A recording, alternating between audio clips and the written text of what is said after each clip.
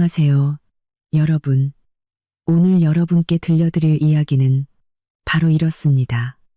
시누이가 결혼하는데 시어머니가 말씀하시더군요. 호텔에 자리가 없으니 너희 집 식구들은 오지 말라고 해라. 저는 미소 지으며 그러겠다고 대답하고는 바로 돌아서서 친정 식구들 전체의 해외여행을 예약해 버렸습니다. 다음 날 시어머니에게서 전화가 99통이나 걸려왔죠. 내 친척들이 보낸다는 축의금 1억 원은 어디 있니? 왜 안 내놓는 거야? 그해 6월에 찌는 듯한 어느 날, 제 인내심이 바닥났다는 것을 깨달았던 그날을 저는 아직도 생생히 기억합니다. 제 이름은 서연.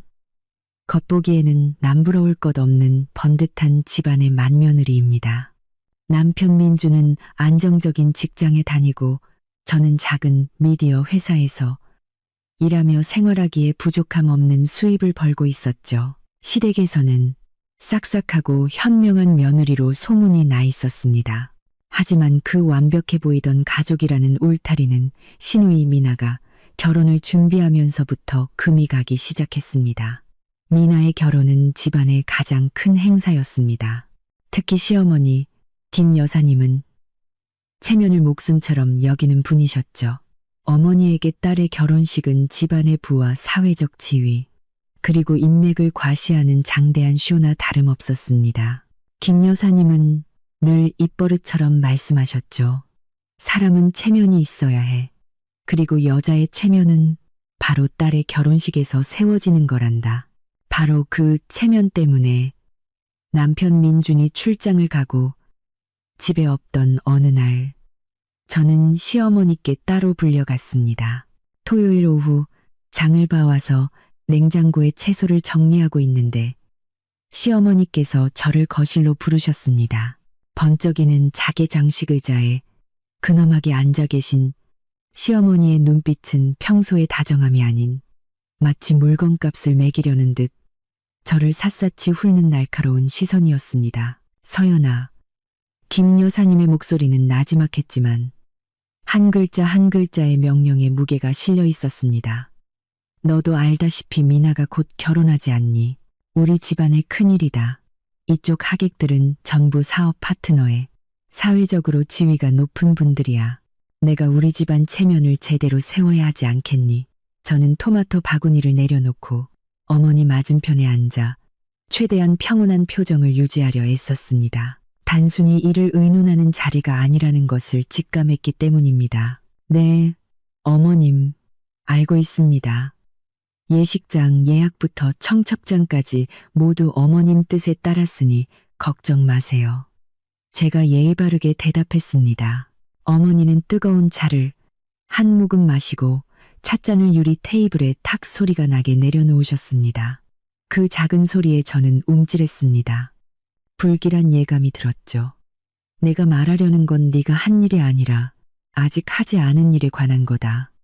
내 친정 식구들 무슨 일 하는지 알지? 김 여사님이 물었습니다. 그 목소리는 의도적으로 무슨 일이라는 부분을 길게 느리며 계급의 차이를 강조하는 듯 했습니다.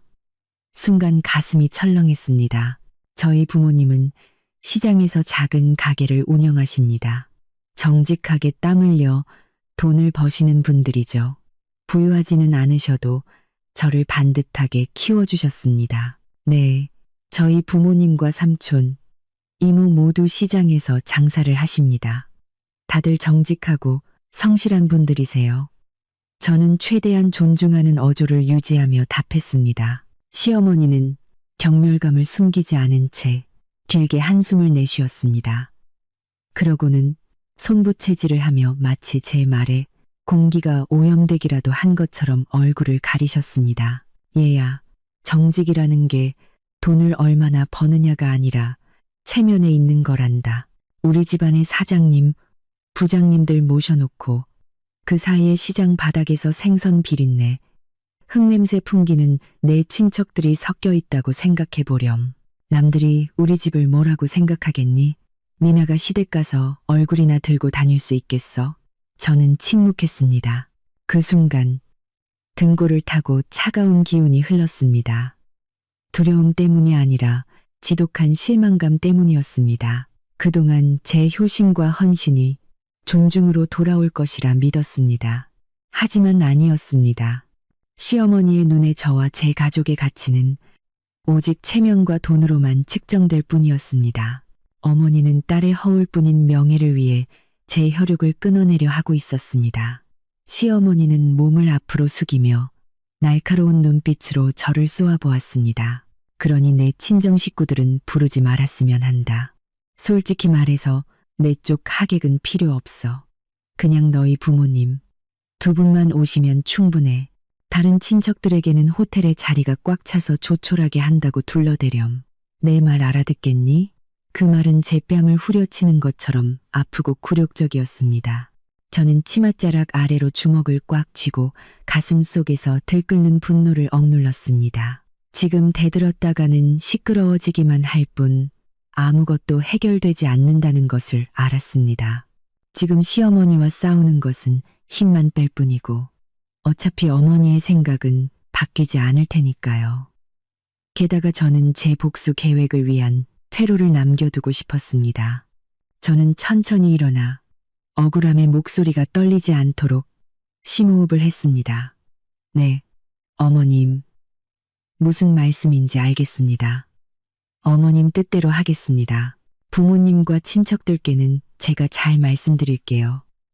저는 평소의 부드러움과는 전혀 다른 차갑고 단호한 목소리로 말했습니다.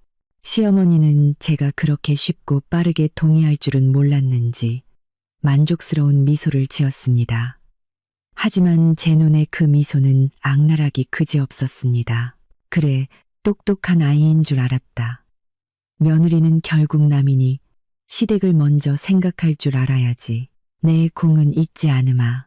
며느리는 결국 남이라는 그 한마디가 제 마음속 마지막 인내의 문을 닫아버렸습니다. 저는 더 이상 아무 말 없이 고개를 숙이고 아래층으로 내려왔습니다. 넓은 집이 순식간에 숨막히는 공간으로 변해버렸습니다. 저는 곧장 제 방으로 들어가 문을 잠갔습니다. 머릿속에는 크고 단호한 결심이 섰습니다. 이 순간부터 저는 더 이상 순종적인 맏며느리 서연이 아니었습니다. 저는 제 자신을 지키는 서연이 될 것이고 그들의 경멸을 이용해 인과응보가 무엇인지 똑똑히 가르쳐 줄 것입니다. 거울을 보니 눈가는 붉어졌지만 얼굴은 차갑고 단단하게 굳어있는 제가 보였습니다. 말싸움은 필요 없습니다. 저의 복수는 말이 아닌 단호한 행동과 의미심장한 부재로 이루어질 것입니다. 친척들을 초대하지 말라는 시어머니의 지시를 받은 후 저는 오히려 착한 사람이라는 무거운 짐을 벗어 던진 기분이었습니다. 오랫동안 억눌려왔던 분노는 차가운 에너지로 변해 저를 즉시 행동하게 만들었습니다. 더 이상 어떤 경멸적인 말도 참을 수 없었습니다. 저에게는 확실한 증거, 즉 이기적인 시댁과 무심한 남편에게서 한치의 후회도 없이 돌아설 수 있게 할 반박 불가능한 독설이 필요했습니다.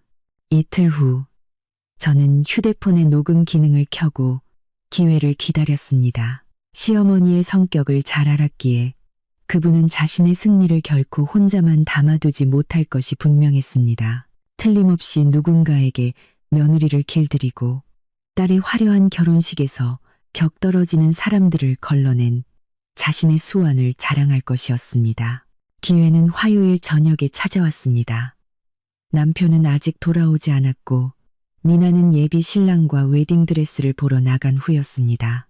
시어머니는 늘 경쟁적으로 집안 자랑을 하던 자신의 여동생, 즉 저에게는 시이모님과 통화를 시작했습니다. 저는 지금이 시어머니의 오만함이 극에 달할 순간이라는 것을 알았습니다. 저는 시어머니가 통화하는 거실에 목소리가 잘 들리는 부엌 문가에 조용히 섰습니다. 동생, 미나 결혼 준비는 다 끝났어. 작년에 내 딸 결혼식보다는 훨씬 화려하게 해야지. 안 그래? 시어머니의 목소리는 의기양양했습니다. 하객들, 그건 내가 아주 철저하게 골라냈지.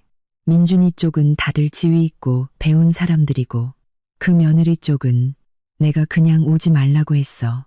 딱 부모만 오면 된다고. 여기까지 듣는 순간 저는 주먹을 꽉 쥐었고 심장이 조여오는 것을 느꼈습니다. 휴대폰 화면의 녹음 버튼은 여전히 활성화되어 있었습니다. 걱정 마. 내가 아주 대놓고 말했지. 서연이네 집, 시장 바닥에서 생선 팔고 채소 파는 그런 장사치들이잖아. 그런 촌것들을 이런 고급스러운 결혼식에 들여놓으면 여기가 무슨 난장판이 되겠어. 안 그래? 난 체면 깎이는 건 딱 질색이야. 우리 집안의 품격을 저런 장사치들 때문에 더럽힐 순 없지. 시어머니의 말은 비수처럼 제 귀에 꽂혔습니다. 장사치, 촌것들, 제가 상상할 수 있는 가장 모욕적인 단어들이 시어머니의 입에서 흘러나왔습니다. 그분은 저뿐만 아니라 저를 키워주신 부모님의 땀과 노력을 짓밟고 있었습니다. 눈물이 흘렀습니다. 슬픔이 아니라 분노 때문이었습니다. 그동안 시어머니의 까다로움을 이해하려 노력했지만 이런 경멸은 용서할 수 없었습니다. 저는 조용히 뒤로 물러나 녹음을 중단했습니다. 이 녹음 파일이 바로 저의 무기이자 이 관계에 대한 마지막 선고였습니다. 저는 방으로 돌아와 눈물을 닦았습니다. 분노는 가라앉고 대신 무서울 정도로 차분해졌습니다. 저는 휴대폰을 들어 친정 엄마에게 전화를 걸었습니다. 엄마, 저 서연이에요. 최대한 자연스러운 목소리를 내려고 애썼습니다. 엄마, 아빠 잘 지내시죠? 엄마는 반갑게 대답하셨습니다. 어이구, 우리 딸. 그럼 잘 지내지. 미나 결혼 준비 때문에 바쁘지? 네, 이제 거의 다 끝나가요. 엄마, 드릴 말씀이 있는데요. 저는 조심스럽게 결혼식 이야기를 꺼냈습니다. 시어머니께서 이번 결혼식은 사업상 중요한 분들만 모시는 자리라 좌석이 정말 한정적이래요. 그래서 엄마랑 아빠 두 분만 오시면 될 것 같아요. 다른 이모나 삼촌들께는 따로 말씀 안 하셔도 돼요. 엄마는 눈치가 빠른 분이셨습니다. 제 목소리에 이상한 낌새를 알아채셨고 아마 문제의 본질을 어렴풋이 짐작하셨을 겁니다. 그래, 자리가 없어서. 알겠다. 얘야, 걱정 마라. 내가 다른 식구들한테 잘 얘기해 둘게. 어쨌든 우리 딸이 그 집 맏며느리인데 우리가 시댁 체면은 세워줘야지. 엄마는 그렇게 말씀하셨지만 저는 그 너머의 서운함과 실망감을 느낄 수 있었습니다. 거짓말을 해야 하는 제 자신이 죄스러웠지만 지금 당장 시어머니가 우리 가족을 어떻게 생각하는지 그 잔인한 진실을 차마 말씀드릴 수 없었습니다. 저는 시어머니가 제가 모든 상황을 받아들였다고 여전히 순종적인 며느리라고 믿게 만들어야 했습니다. 네, 엄마, 이해해 주셔서 감사해요. 저는 한마디 말 없이도 저를 이해해주고 감싸주는 친정가족이 있다는 사실에 가슴 벅찬 자부심을 느꼈습니다. 전화를 끊고 침대에 주저앉았습니다. 모든 것이 확인되었습니다. 시어머니는 자신의 독설로 직접 저를 이 집에서 밀어냈습니다. 이제 제 계획을 실행할 때가 왔습니다. 완벽한 실종, 그리고 시어머니가 사람의 정보다 소중히 여기는 그 체면에 가하는 강력한 일격. 저는 더 이상 말다툼이나 하소연 대신 저의 부재로 그들을 처벌할 것입니다. 새로운 인생의 지도는 그날 밤 제 손으로 그려지기 시작했습니다. 첫 번째 목적지는 싱가포르. 저는 제 인내심이 약점이 아니라 시댁을 향해 정교하게 쳐놓은 덫이었음을 깨달았습니다. 그들은 저를 통제했다고 생각했지만 정작 저는 자유의 열쇠를 쥐고 그들에게 가장 값비싼 인간관계의 교훈을 가르쳐줄 준비를 마친 상태였습니다. 결심은 섰고 저는 예전의 서연과는 전혀 다른 무서운 집중력으로 행동에 착수했습니다. 모든 계획은 시댁, 특히 모든 것을 제가 알아서 처리할 거라 믿으며 아내의 감정에는 무관심했던 남편, 민준에게 절대적인 비밀로 붙여져야 했습니다. 가장 먼저 한 일은 은행 앱을 열어 잔고를 확인하는 것이었습니다. 꾸준히 저축해 온 덕분에 꽤 큰 액수의 돈이 모여 있었습니다. 돈이 전부는 아니지만 자립과 자신감을 위한 든든한 기반이 되어줄 것이었습니다. 시어머니의 경멸에 답하기 위해서는 상징적인 사건, 부드러우면서도 깊은 충격을 줄 한 방이 필요했습니다. 그들의 가장 중요한 날에 맞춰 떠나는 여행. 완벽한 실종보다 더 좋은 방법은 없었습니다. 저는 저희 부모님께서 항상 가보고 싶어 하셨던 아름답고 평화로운 나라 싱가포르를 여행지로 정했습니다. 생각해보니 오랫동안 저를 위해 평생을 희생하신 부모님과 제대로 된 시간을 보내지 못했습니다. 두 분은 충분히 누릴 자격이 있었습니다. 저는 즉시 비즈니스 클래스로 싱가포르행 항공권을 예약했습니다.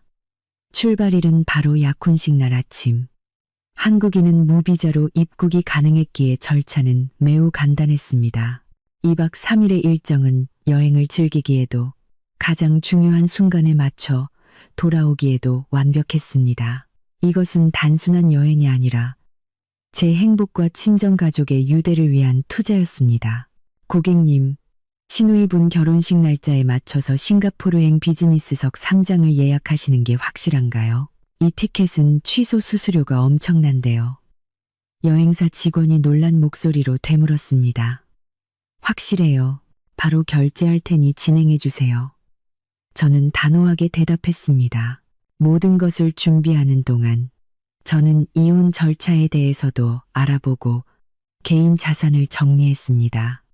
민준과의 결혼 생활은 끝났다는 것을 알았습니다. 그는 좋은 사람이었지만 주관이 없었고 어머니에게 지나치게 의존했으며 가족의 모욕적인 언사로부터 아내를 지켜주지 못했습니다. 그런 남편을 위해 제 행복을 희생할 가치는 없었습니다. 저는 재정과 관련된 모든 서류, 특히 시어머니와 저 사이의 채무관계, 증명서를 꼼꼼히 챙겼습니다. 미나의 호화로운 결혼식 비용을 마련하기 위해 시어머니가 저에게 3천만 원이라는 큰 돈을 빌려갔던 것을 똑똑히 기억하고 있었습니다. 결혼식이 끝나면 갚겠다고 하셨지만 그분의 성격상 어떻게든 미룰 것이 뻔했습니다. 나중에 쉽게 돌려받기 위해서는 서명이 포함된 명확한 증거, 즉 차용증이 필요했습니다. 어느 날 저녁, 저는 시어머니께 이 돈에 대해 이야기할 기회를 만들었습니다. 어머님, 지난번에 미나 결혼식 비용으로 3천만 원 빌려가셨잖아요. 제가 개인적으로 돈 관리를 해야 해서 그러는데 여기 확인 서명 좀 해주시겠어요? 돈 관계는 확실한 게 좋잖아요. 그렇죠? 어머니는 전혀 의심하지 않았습니다.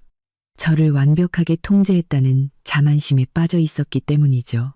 어머니는 제가 준비한 차용증에 순순히 서명하며 심지어 미소까지 지었습니다. 우리 며느리 꼼꼼하기도 하지. 걱정 마라. 미나 일 끝나면 바로 갚아줄게. 차용증을 손에 쥐자 마음이 놓였습니다. 3천만 원은 제 피땀 어린 돈이었고 저는 이 돈을 이용해 이 집에서 벗어날 것입니다. 그 후 친정 부모님께 전화를 걸었습니다. 깊은 속사정은 숨긴 채 여행 계획만 말씀드렸습니다. 엄마, 아빠, 제가 깜짝 선물 준비했어요. 다음 주에 휴가 내서 우리 가족 다 같이 2박 3일 싱가포르 여행 가요. 제가 비행기랑 호텔 다 예약했어요. 출발일이 미나의 결혼식 날과 겹친다고 말씀드리자 부모님은 한동안 말이 없으셨습니다. 전화기 너머로 엄마의 감격한 목소리가 들려왔습니다. 세상에, 서연아, 왜 이렇게 돈을 썼어? 그 돈 모아서 다른 데 써야지. 엄마, 제가 다 알아서 준비했어요.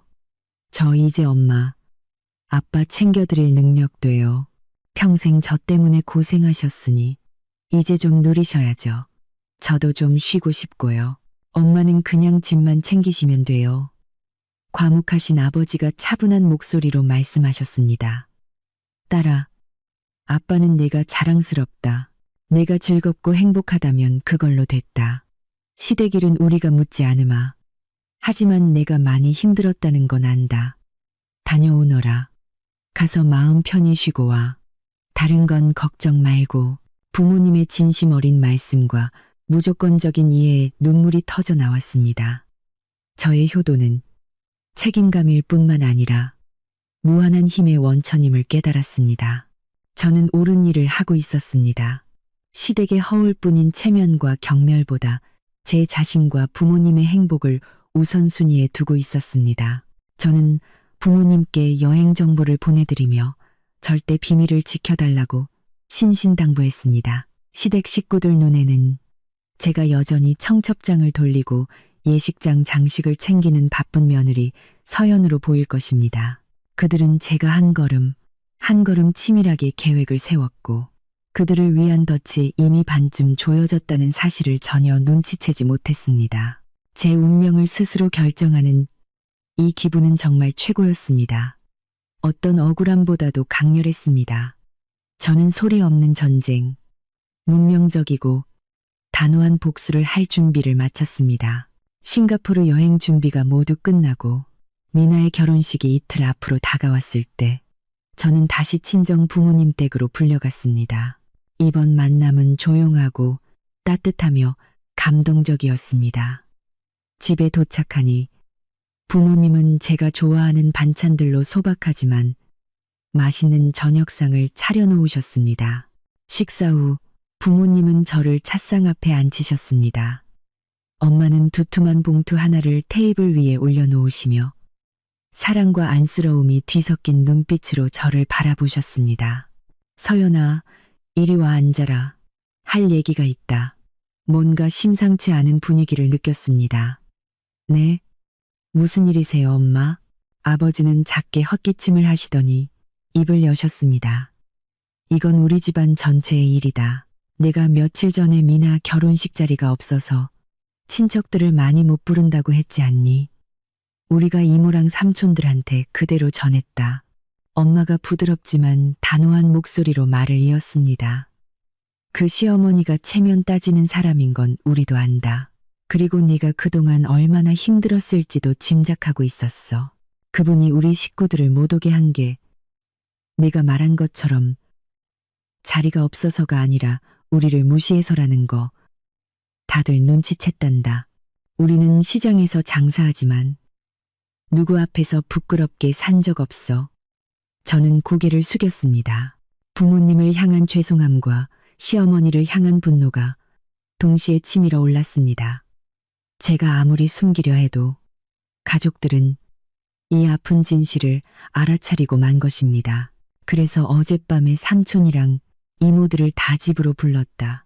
아버지가 결연한 표정으로 말을 이었습니다. 우리 친척들 다 널 아끼고 사랑하잖니.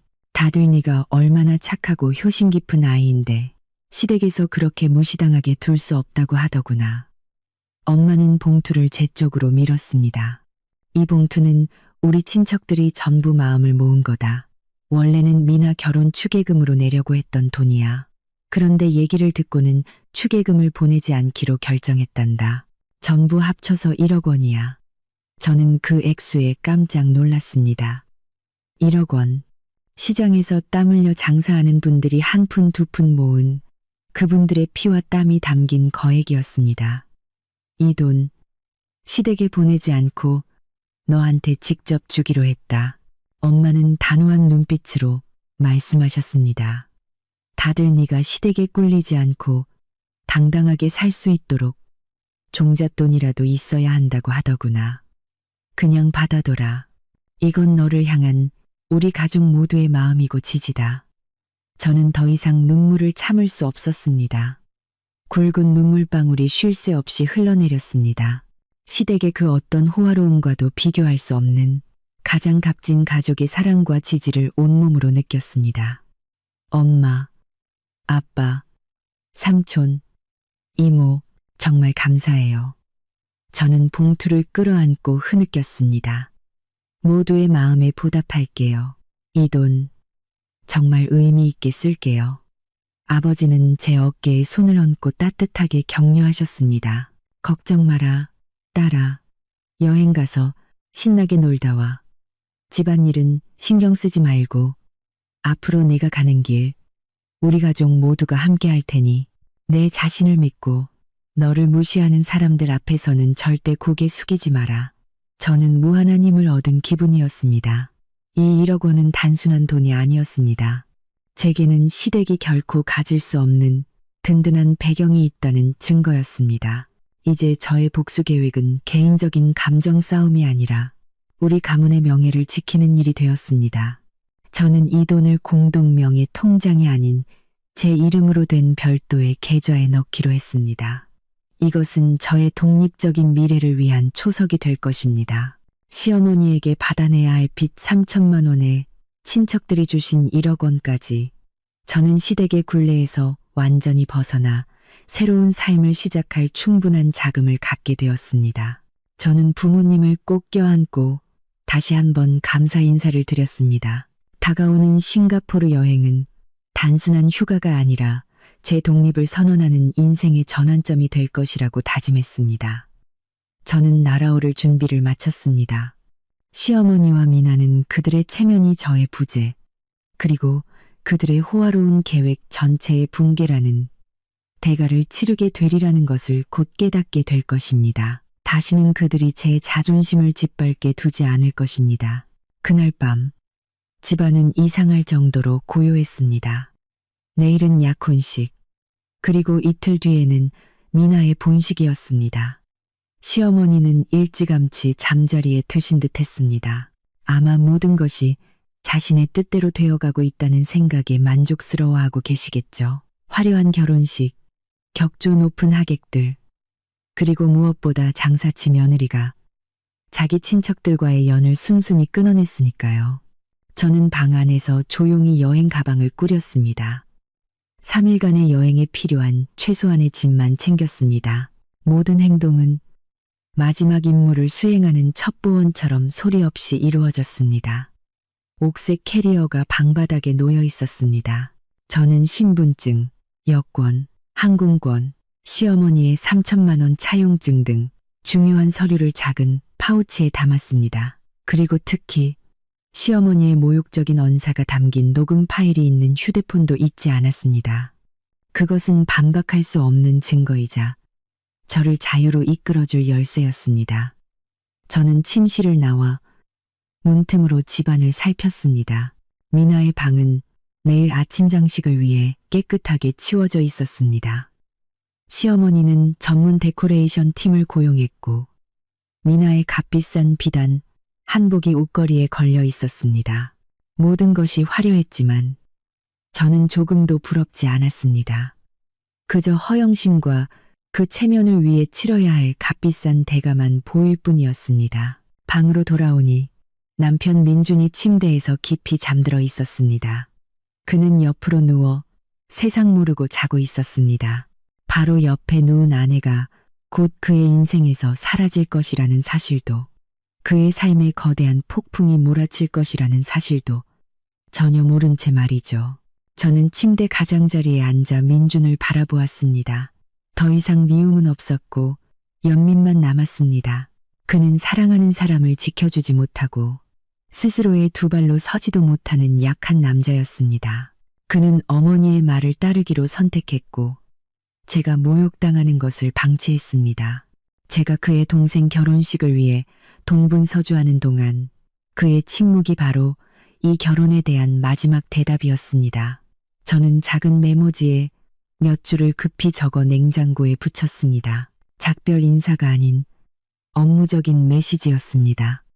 민준 씨, 급한 출장이 생겨서 3일 정도 다녀올게요. 미나 결혼식일은 당신이랑 어머님이 잘 챙겨주세요. 필요한 준비는 제가 다 해뒀어요. 어머님께 꽃이랑 케이크 업체에 연락하시라고 꼭 말씀드리고요. 다녀올게요. 잘 자요.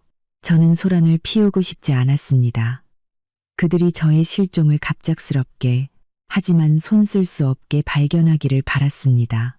그들이 당황하며 그동안 제게 떠넘겼던 문제들을 스스로 해결해야만 하도록 만들고 싶었습니다. 저는 방문을 잠그고 조용히 아래층으로 내려갔습니다.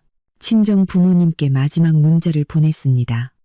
엄마, 아빠, 저 이제 가요. 공항에서 뵐게요. 걱정 마세요. 다 잘 될 거예요. 저는 현관문을 열고 차가운 밤 공기를 깊이 들이마셨습니다. 예상치 못한 자유로움이 강렬하고 상쾌하게 밀려왔습니다. 저는 뒤돌아보지 않고 그 문을 나섰습니다. 과거의 서연에게 그 문은 영원히 닫혔다는 것을 알았습니다. 저는 이제 자립과 자신감으로 자신의 삶을 다시 세우기로 결심한 새로운 서연이었습니다. 택시는 골목 어귀에서 기다리고 있었습니다. 차에 올라타 문을 닫았습니다. 밤의 도시는 고요했습니다. 그 순간 저는 행복이 화려함이 아니라 마음의 평온함에 누구에게도 무시당하거나 억압받지 않는 삶에 있다는 것을 깨달았습니다. 내일 아침 시어머니와 미나가 중요한 날의 기쁨 속에서 잠을 깼을 때 그들은 저의 부재를 깨닫게 될 것입니다. 그 부재는 그들의 허울뿐인 체면에 가장 강력한 일격이 될 것입니다. 저는 저의 효심과 자존심을 챙겨 떠났고 뒤에는 돈과 명예밖에 모르는 가족의 끝없는 탐욕과 오만함만을 남겨두었습니다. 싱가포르 여행은 단순한 휴가가 아니었습니다. 그것은 문명적인 복수의 시작이자 끝까지 무시당했던 한 며느리의 가치 증명이었습니다.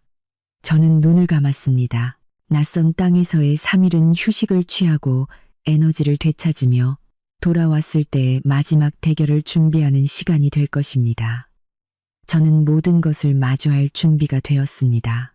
다음 날 아침 시끄러운 알람 소리가 울려 퍼졌습니다. 약혼식을 알리는 종소리이자 시어머니의 주체할 수 없는 분노를 예고하는 종소리였습니다. 저는 집을 나선 지 몇 시간이 지났고 공항으로 가는 길이었습니다. 아침 7시쯤 전화가 걸려오기 시작했습니다. 이미 번호를 차단했지만 발신번호 표시 제한으로 수십 통의 전화가 계속해서 걸려왔습니다. 누구인지 뻔했습니다. 저는 미소를 지으며 휴대폰을 무음으로 바꾸고 이어폰을 낀 채 잔잔한 연주곡을 감상했습니다. 평화로운 기분을 망치고 싶지 않았습니다. 하지만 문득 시어머니가 희망 없이 저에게 연락하게 두는 것만으로는 부족하다는 생각이 들었습니다. 제가 그렇게 순진하고 만만한 상대가 아니라는 것을 깨닫게 해줄 작은 대결이 필요했습니다. 저는 시어머니와 민준의 번호 차단을 풀기로 했습니다. 차단을 풀자마자 휴대폰이 울렸습니다. 시어머니였습니다. 저는 심호흡을 하고 목소리를 가다듬은 뒤 통화 버튼을 눌렀습니다. 여보세요, 어머님. 저는 아무 일도 없었다는 듯 평온하게 말했습니다. 전화기 너머 시어머니의 목소리는 분노와 당황으로 떨리고 있었습니다. 그녀는 고막을 찢을 듯한 날카로운 소리로 소리쳤습니다. 서연이 너 지금 어디야? 감히 미나 약혼식 날 집을 나가. 지금이 몇 시인 줄 알아? 결혼식 준비는 누가 해? 너 어디서 뭘 하고 있는 거야? 저는 여전히 침착한 목소리를 유지했습니다. 네, 어머님. 저 지금 공항 라운지예요. 친정 부모님 모시고 싱가포르로 3일 동안 휴가 다녀오려고요. 일부러 제일 바쁜 이틀은 비워뒀어요. 어머님이랑 미나가 직접 실력 발휘하시라고요. 모레 본식 때는 맞춰서 돌아가 축하해 드릴게요. 회사에는 휴가 신청 다 했고 민준 씨한테도 문자 남겼는데요. 휴가? 너 지금 뭐라고 했니? 우리 집에 이렇게 큰일이 있는데 감히 휴가를 가? 시어머니는 고함을 질렀습니다. 이 집안이 우스워. 네가 며느리 맞아. 당장 돌아와. 당장 돌아오란 말이야. 일이 이렇게 산더미인데 어떻게 이럴 수가 있어. 어머님, 제가 챙겨야 할 일은 이미 다 해뒀어요. 걱정 마세요. 결혼식은 순조롭게 진행될 거예요. 미나 결혼식이니 민준 씨랑 어머님도 직접 챙기실 수 있잖아요. 며느리 혼자 다 짊어질 필요는 없다고 생각해요. 저도 휴식이 필요해요. 이 결혼식 때문에 2달 동안 쉬지 않고 일했는걸요. 저도 사람이니 쉴 권리는 있잖아요, 어머님. 저의 차분한 말은 불에 기름을 붓는 격이었습니다. 시어머니는 제가 감히 그런 말투로 자신에게 대꾸할 줄은 상상도 못했을 겁니다. 그녀의 분노는 곧 탐욕과 비난으로 바뀌었습니다. 휴식 같은 소리 하네. 너 수작 부리지 마. 네가 뭘 숨기는지 내가 모를 줄 알아? 내 친척들이 보낸다는 축의금 1억 원. 어디다 뒀어? 내가 묻잖아. 미나 돈 어디다 숨겼냐고. 너 동생 축의금 떼어먹은 거지. 이 몹쓸 며느리 같으니 감히 시누이 돈을 훔쳐? 저는 차갑게 미소 지었습니다. 예상대로였습니다. 시어머니가 신경 쓰는 것은 저의 부재가 아니라 1억 원이었습니다. 어떻게든 그 돈을 손에 넣으려다 이제는 대놓고 저를 도둑으로 몰고 있었습니다. 어머님, 그건 아니죠. 그 1억 원은 제 돈이에요. 저희 친척들이 저 쓰라고 종잣돈 하라고 모아주신 마음이고요. 저희 부모님과 친척들이 미나에게는 축의금을 보내지 않고 저에게 주기로 결정하셨어요. 못 믿으시겠으면 저희 삼촌께 직접 전화해서 확인해 보세요. 거짓말 마. 축의금은 당연히 신랑 신부한테 보내는 거지. 내가 며느리면서 감히 시누이 돈을 가로채. 당장 내놔. 그 1억 원 당장 가지고 돌아와. 그렇지 않으면 경찰에 신고할 거야. 내가 도둑이라고 온 동네에 소문낼 거다. 시어, 어머님, 다시 한번 말씀드리지만 이 돈은 제 돈이고 저희 친척들이 저에게 주신 겁니다. 어머님은 요구할 권리도 저를 도둑으로 몰아갈 권리도 없으세요. 계속해서 소리 지르며 저를 모함하시면 저도 어쩔 수 없이 어머님께서 저희 가족에 대해 말씀하신 녹음 파일을 공개할 수밖에 없어요. 저희 부모님을 장사치, 촌것들이라고 하셨던 거요. 그 녹음 파일 미나 시댁 식구들 전부 듣게 해드릴까요? 따님 결혼식 전에 제대로 체면 구기고 싶으세요? 제 목소리는 여전히 차분했지만 한마디 한마디가 칼날처럼 날카로웠습니다. 전화기 저편, 시어머니의 목소리가 갑자기 끊겼습니다. 아마 제가 그런 결정적인 패를 가지고 있을 줄은, 그리고 자신이 그렇게 잔인한 말을 내뱉었다는 사실조차 잊고 있었을 겁니다. 내가 감히. 시어머니의 목소리는 이제 힘없이 떨리고 있었습니다. 네, 감히요. 저는 이미 떠났으니 더 이상 시간 낭비하지 마시죠. 어머님이랑 민준 씨, 미나 결혼식 잘 치르시길 바랄게요. 그럼 이만. 저는 단호하게 전화를 끊고 전원을 꺼버렸습니다. 더 이상 어떤 말도 듣고 싶지 않았습니다. 모든 것이 깔끔하게 정리되었습니다. 저는 떠났고 그 집에는 시한폭탄을 남겨두고 왔습니다. 이제 제 여행에 집중할 시간이었습니다. 저는 미소를 지으며 깊은 안도감을 느꼈습니다. 저는 시어머니의 분노를 침착함과 반박할 수 없는 진실로 이겨냈습니다. 제가 휴대폰 전원을 끄고 비행기에 오르는 순간 시댁에서는 진짜 대혼란이 벌어졌습니다. 녹음 파일로 협박을 당한 시어머니는 더 이상 저에게 큰 소리치지 못했습니다. 하지만 그녀의 탐욕과 분노는 다른 분출구를 찾아야 했습니다. 그녀는 즉시 1억 원을 모으는 데 앞장섰던 제 친삼촌, 상철 삼촌에게 전화를 걸었습니다. 나중에 어머니께 전해들은 바로는 시어머니는 상철 삼촌에게 체면도 차리지 않고 비난과 요구가 섞인 말투로 쏘아붙였다고 합니다. 여보세요. 상철 씨 되시죠? 저 서연이 시어머니 되는 사람입니다. 제가 묻겠는데 당신들이 보냈다는 축의금 1억 원을 왜 신랑 신부한테 안 보내고 서연이한테 줬습니까? 지금 서연이가 시누이 축의금을 떼어먹고 도망갔어요. 당장 잡아다가 돈 돌려놓으라고 하세요. 상철 삼촌은 사업을 크게 하시는 분으로 성격은 불같지만 의리를 중시하고 조카를 무척 아끼는 분이었습니다. 시어머니의 말을 듣자마자 자존심이 폭발했습니다. 김 여사님, 말 조심하시죠. 제가 누군지, 그리고 당신이 지금 누구랑 통화하는지 잊으신 모양인데, 첫째, 당신네 신랑 신부 아직 결혼도 안 했는데 축의금을 누구한테 주든 그건 우리 집안 마음입니다.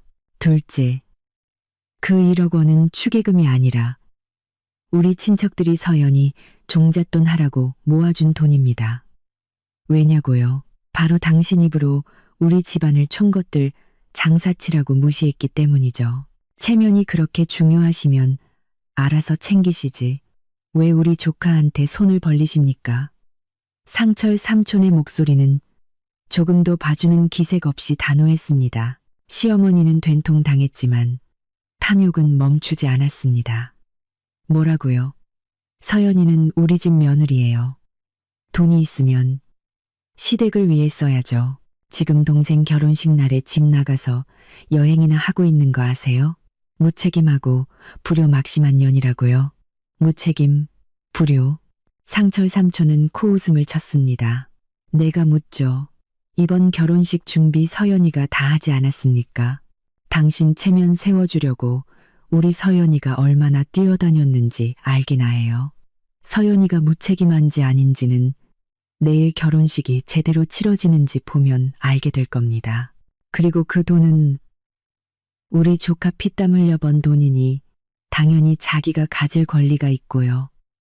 김 여사님, 잘 들으세요.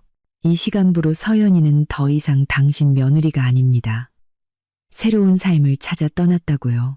다시 한번 서연이를 모함하거나 귀찮게 하면 내가 당신 집안 가만두지 않겠습니다. 상철 삼촌은 더 말할 것도 없다는 듯 단호하게 전화를 끊었습니다. 전화가 끊긴 시어머니는 분노와 두려움에 손을 떨었습니다. 돈을 못 받아내서 화가 났고 상철 삼촌의 단호한 경고에 겁이 났습니다. 서연이는 더 이상 당신 며느리가 아니다. 바로 그때 저희 친정엄마도 시어머니에게 전화를 걸었지만 태도는 전혀 달랐습니다. 사부인 저 서연이 엄마예요. 서연이가 싱가포르행 비행기를 탔다고 알려드리려고 전화했어요. 저희 부부랑 3일 동안 쉬고 올 겁니다. 서연이가 자리를 비운 것에 대해서는 저희가 책임지겠습니다. 그리고 1억 원에 대해서도 분명히 말씀드리죠. 그 돈은 저희 친척들이 서연이 종잣돈 하라고 준 서연이 개인 돈입니다. 저희 딸한테 준 거지 사부인 댁에 준 게 아니에요. 제 딸, 그동안 고생 많이 했습니다. 이제는 자기 자신을 위해 살 때가 됐어요. 미나 결혼식 잘 치르시길 바랍니다. 친정엄마의 전화는 부드러웠지만 그 어떤 말보다 강력한 경고였습니다. 저의 부재가 단순한 도피가 아니라 가족 전체의 지지를 받는 단호한 결별임을 분명히 한 것입니다. 민준과 미나가 집에 돌아왔을 때 그들이 본 것은 넋이 나간 채 저를 욕하며 울고 있는 어머니의 모습이었습니다. 영문을 모르는 민준이 물었습니다. 엄마 왜 그래요? 형수 어디 갔어요? 갔어. 여행 간다고 집을 나갔다고. 내 결혼 축의금 1억 원까지 들고 튀었어. 그 총것들 집안 전체가 우리를 무시하는 거야. 시어머니는 울부짖으며 하소연했지만 상철 삼촌에게 혼쭐이 난 것과 녹음 파일로 협박당한 사실은 쏙 빼놓았습니다. 민준과 미나는 오직 축의금을 떼먹고 놀러 갔다는 부분만 듣고 분노에 휩싸였습니다. 그들은 제가 왜 그래야만 했는지에 대해서는 조금도 생각하지 않고 오직 자신들의 이익만 생각했습니다. 민주는 동생의 중요한 날에 아내가 집을 나갔다는 사실에 굴욕감을 느꼈고 미나는 1억 원을 날렸다고 생각했습니다. 그 시각 저는 비행기 안에서 지상의 혼란은 전혀 모른 채 상철 삼촌과 부모님의 단호한 보호가 가장 든든한 방패가 되어주고 있음을 믿어 의심치 않았습니다. 그 보호는 제가 돈과 자존심을 모두 지키게 해주었을 뿐만 아니라 시댁 식구들에게 분명한 메시지를 전달했습니다. 서연은 혼자가 아니며 그들은 자신들의 경멸적인 행동에 대한 대가를 치르게 될 것이라고. 제가 여행을 떠난 사실로 인해 미나의 오전 약혼식은 어색하고 뒤숭숭한 분위기 속에서 진행되었습니다. 하지만 시어머니는 어떻게든 체면을 지키려 애썼습니다. 그녀는 하객들에게 제가 갑자기 쓰러져 응급실에 실려가는 바람에 참석하지 못했다고 거짓말을 했습니다. 민준과 미나도 어머니를 따라 연기해야 했습니다. 점심때가 되어 약혼식이 끝나자 미나는 잔뜩 화가 난 채 집으로 돌아왔습니다. 그녀는 입고 있던 한복을 벗어 던지자마자 제 방문으로 달려가 문을 미친 듯이 두드리기 시작했습니다. 형님, 문 열어요. 이게 무슨 짓이에요? 감히 내 축의금을 떼어 먹어요? 내가 부잣집에 시집 가는 게 그렇게 배 아팠어요? 내 결혼식 망치고 싶었어요? 미나는 악어의 눈물을 흘리며 소리쳤습니다. 거실에 있던 시어머니는 미나가 소란을 피우자 이웃들이 들을까봐 황급히 딸을 말렸습니다. 진정해, 미나야. 엄마가 다시 한번 전화해 볼게. 마침 집에 돌아온 민준도 두 모녀의 소란에 짜증이 치밀었습니다. 전화는 해서 뭐해요? 그냥 가게 내버려둬요. 저 여자랑 이혼할 거야. 미나 시댁 식구들 앞에서 이게 무슨 망신이냐고요. 저는 더 이상 피할 수 없다는 것을 알았습니다. 완전히 인연을 끊기 전에 마지막으로 한 번은 부딪혀야 했습니다. 그때 저는 이미 싱가포르에 도착해 눈부신 마리나 베이 샌즈를 바라보며 휴식을 취하고 있었습니다. 저는 휴대폰을 켜고 시어머니에게 다시 전화를 걸어 스피커폰 모드로 설정했습니다. 그들 모두가 똑똑히 들어야 했습니다. 어머님, 저 서연이에요. 지금 싱가포르인데 어머님이랑 미나가 시끄럽게 소란을 피우고 있다면서요. 하실 말씀 있으면 똑바로 하세요. 제 차분하고 단호한 목소리에 세 사람은 모두 할 말을 잃었습니다. 미나가 시어머니의 휴대폰을 빼앗아 들고 악담을 퍼붓기 시작했습니다. 형님, 사람이 양심이 있어야죠.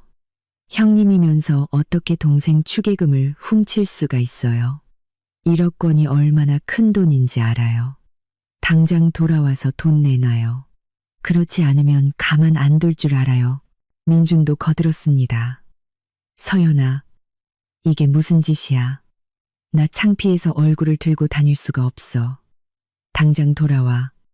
사람들 웃음거리 되기 싫다고.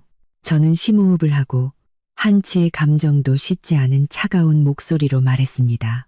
미나야, 민준 씨, 그리고 어머님, 세 분 다 제 말 잘 들으세요. 첫째, 저는 누구의 돈도 훔치지 않았어요. 그 1억 원은 저희 친척들이 저를 아껴서 주신 제 개인 돈이에요. 당신들이 요구할 권리는 없어요. 둘째, 당신들은 제가 무책임하다고 집안의 중요한 날에 멋대로 떠났다고 했죠. 그럼 제가 되물을게요. 이 집은 저를 어떻게 대했나요? 저는 잠시 말을 멈추고 녹음 파일 재생 버튼을 눌렀습니다. 녹음된 소리는 스피커폰을 통해 거실에 선명하게 울려 퍼졌고 화려한 거실의 공기는 순식간에 얼어붙었습니다. 서연이네 집, 시장 바닥에서 생선 팔고 채소 파는 그런 장사치들이잖아. 그런 촌것들을 이런 고급스러운 결혼식에 들여놓으면 여기가 무슨 난장판이 되겠어. 난 체면 깎이는 건 딱 질색이야. 녹음이 끝나자 방 안에는 무서운 침묵이 흘렀습니다. 시어머니와 미나, 민주는 모두 얼굴이 새하얗게 질린 채 아무 말도 하지 못했습니다.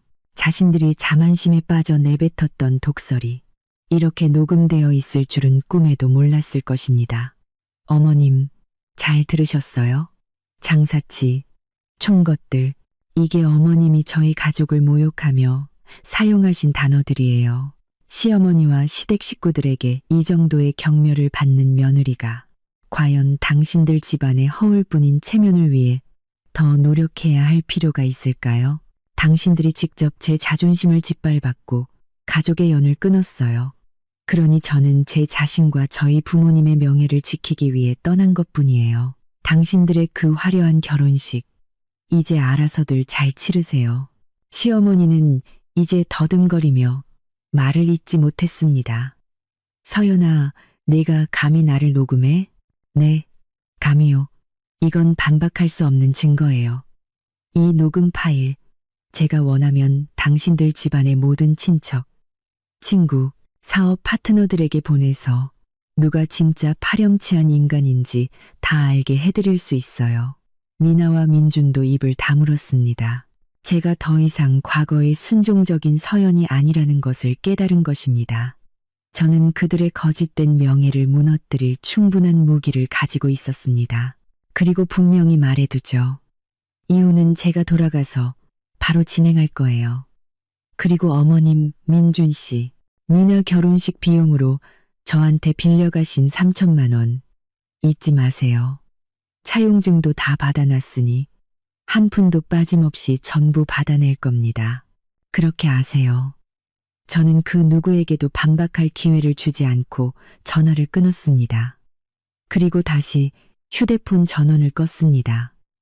승리의 기쁨보다는 모든 것을 끝냈다는 안도감이 밀려왔습니다. 저는 그들의 독선과 탐욕, 오만함을 만천하에 드러냈습니다. 저는 그들의 무력감 속에서 유유히 떠났습니다. 전화 통화로 벌인 극적인 대결 이후 저는 시어머니와 미나, 민준이 결코 가만히 있지 않으리라는 것을 알았습니다. 그들의 체면은 상처받았고 돈과 명예 모두를 잃을 위기감에 당황하고 있었습니다. 한국에서 싱가포르로 가는 긴 비행시간 동안 제 휴대폰은 계속 꺼져 있었습니다. 어렵게 되찾은 평화를 그 어떤 것도 방해하게 두고 싶지 않았습니다. 착륙 후 저는 잠시 휴대폰을 켜서 친정 부모님께 무사히 도착했다는 메시지를 보낸 뒤 바로 통화 기록을 확인했습니다. 예상대로 화면은 시어머니, 민준, 미나에게서 온 45통이 넘는 부재중 전화 알림으로 가득했습니다. 저는 그들의 불안에 만족하며 미소를 지었습니다. 그들은 모든 문제를 해결해 주던 제가 곁에 있는 것에 익숙해져 있었고 이제 저의 부재는 메울 수 없는 공백이 된 것입니다. 저는 즉시 시댁 식구들의 모든 번호를 다시 차단했습니다. 더 이상의 질척거림은 사양했습니다. 그들이 스스로 만든 혼란 속에서 허우적거리기를 바랐습니다. 저는 부모님과 함께 택시를 타고 센토사 섬의 고급 리조트로 향했습니다. 창밖의 풍경은 빠르게 지나갔지만 제 마음은 이상하리만치 평온했습니다. 제가 다시 밝아진 모습을 보자 부모님도 안심하셨습니다. 딸아, 내가 한 결정이 옳았다. 이제 와서 마음 약해지면 안 돼. 남이 우리를 무시하면 우리도 만만치 않다는 걸 보여줘야 해. 아버지가 단호한 목소리로 말씀하셨습니다. 네, 아빠. 이제 절대 그들이 저와 부모님께 상처 주게 두지 않을 거예요. 이틀 뒤 미나의 본식이 열리는 날 저는 딱 10분간만 휴대폰 차단을 풀고 상황이 얼마나 혼란스러운지 확인해 보기로 했습니다. 휴대폰 화면은 다시 한번 알림으로 폭발했습니다. 이번에는 부재중 전화가 총 99통에 달했습니다. 시댁과 관련된 모든 번호와 그들의 친구로 추정되는 낯선 번호들까지 시어머니는 저에게 연락하기 위해 온갖 수단을 동원한 것이 분명했습니다. 저는 코웃음을 쳤습니다. 그들의 탐욕과 오만함은 99통의 부질없는 전화라는 대가를 치르고 있었습니다. 통화 기록 중 민준에게서 온 음성 메시지가 하나 있었습니다. 저는 재생 버튼을 눌렀습니다. 그의 목소리는 피곤함과 분노, 그리고 애원이 뒤섞여 있었습니다. 서연아, 전화 좀 받아. 너 때문에 나 망신 다 당했어. 온 집안이 난리 났다고. 당장 돌아와. 돌아오지 않으면 나 너 절대 용서 안 해. 내 인생 망치고 싶어. 당장 돌아와서 미나 돈이나 돌려줘. 제발 부탁이야. 안부 한마디, 사과 한마디 없이 오직 비난과 요구뿐이었습니다. 그가 신경 쓰는 것은 오직 자신의 체면과 돈뿐이었습니다. 민준의 말은 저의 이혼 결심을 더욱 굳건하게 만들었습니다. 제 젊은 날을 이렇게 이기적이고 나약한 남자에게 바쳤다니. 저는 음성 메시지를 삭제하고 다시 그들의 번호를 차단했습니다. 저의 침묵이야말로 가장 강력한 대답이라는 것을 깨달았습니다. 더 이상 말다툼할 필요 없이 그저 사라지면 되는 것이었습니다. 저의 부재, 저의 완벽한 침묵은 그들에게 가장 고통스러운 형벌이었고 그들이 애써 쌓아 올린 체면을 완전히 무너뜨렸습니다. 그들이 희망 없이 99통의 전화를 거는 동안 저는 낯선 땅에서 평화와 자유를 만끽하고 있었습니다. 그것이 바로 인생의 공평함이었습니다. 저는 더 이상 그들의 며느리가 아니었습니다. 저는 독립적이고 주체적인 여성이었고 새로운 삶이 저를 기다리고 있었습니다. 3일간의 싱가포르 여행은 제 인생의 가장 중요한 전환점이자 최고의 정신적 치유였습니다. 숨막히는 집과 시어머니의 독설에서 벗어나자 다시 태어난 기분이었습니다. 싱가포르에 머무는 동안 저는 부모님과 함께 머라이언 상을 구경하고 번화한 차이나타운을 거닐고 고즈넉한 사원을 방문하고 푸른 정원을 감상했습니다. 맑은 공기와 평화로운 분위기는 제 마음속에 응어리를 모두 씻어주었습니다. 저는 더 이상 미나의 결혼식에 꽃이 부족하지는 않을지, 시어머니가 하객들에게 또 무슨 소란을 피우지는 않을지 걱정하지 않았습니다. 모든 연락을 끊고 오직 부모님께만 집중했습니다. 제가 다시 웃는 모습을 보자 엄마는 감격스러워 하셨습니다. 서연아, 이것 봐. 세상에는 좋은 일들이 얼마나 많니? 이제 너 자신과 우리를 위해 살아. 그 집안에 대해서는 내가 할 만큼 다 했어. 이제는 놓아줄 때야. 아버지는 여전히 과묵하셨지만 그 말씀은 깊은 울림을 주셨습니다. 딸아, 너의 진정한 강함은 그들에게 맞서 싸우는 것이 아니라 단호하게 떠나와 평온과 자립을 선택한 그 용기에 있다. 그것이야말로 누구도 빼앗아갈 수 없는 가장 값진 혼수란다. 부질없는 후회나 미련 때문에 다시 돌아가지 마라. 우리는 많은 대화를 나누었습니다. 저는 그동안 겪었던 압박감과 시어머니가 우리 가족에게 보였던 경멸에 대해 털어놓았습니다. 부모님은 조용히 들으신 후 저를 꼭 안아주셨습니다. 가족의 무조건적인 사랑은 미래를 마주할 힘과 자신감을 주었습니다. 저는 그동안 시댁에 저의 가치를 증명하기 위해 애써왔다는 것을 깨달았습니다. 하지만 제 가치는 증명할 필요가 없는 것이었습니다. 그것은 제 안에 이미 존재했고 가장 사랑하는 사람들에게 인정받고 있었습니다. 저는 싱가포르에서 회사에 전화를 걸어 일주일의 휴가를 더 신청했습니다. 회사에 새로운 프로젝트 매니저가 필요했고 제가 유력한 후보라는 것을 알고 있었습니다. 저는 제 능력을 믿었습니다. 제가 미나의 결혼식 날 여행을 떠나 시어머니의 체면을 구기고 그들이 스스로 혼란을 수습하게 만든 것은 비열한 복수가 아니었습니다. 그것은 인과응보에 대한 값비싼 교훈이었습니다. 경멸을 심으면 고립을 거두고 탐욕을 심으면 혼란을 거두는 법입니다. 저는 잘못한 것이 없었습니다. 저는 그저 한 인간으로서 며느리로서의 책임을 다한 후에 쉴 권리를 행사했을 뿐입니다. 이 여행이 끝나면 저는 완전히 새로운 마음가짐으로 돌아가 더 이상 망설이지 않고 제게 속한 모든 것을 되찾을 것이라고 다짐했습니다. 저의 효심은 오직 부모님께만 바칠 것이고 저의 강함은 저의 자립을 지키는 데 쓸 것입니다. 시댁의 체면이 완전히 무너져 내릴 마지막 대결을 할 준비가 되었습니다. 저는 친척들이 주신 1억 원의 종잣돈과 시어머니의 3천만 원 빈문서를 가지고 있었습니다. 그리고 무엇보다 더 이상 편견과 탐욕에 얽매이지 않는 강한 마음을 가졌습니다. 저는 독립과 자신감이야말로 한 여성이 스스로에게 줄 수 있는 가장 위대한 혼수라고 믿습니다.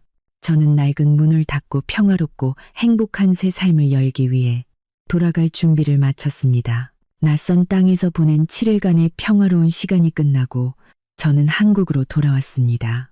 공항에 발을 내딛는 순간 제 자신이 달라졌음을 느꼈습니다. 더 이상 억울함에 떨던 나약한 서연이 아니라 강하고 자신감 넘치는 여성이 되어 있었습니다.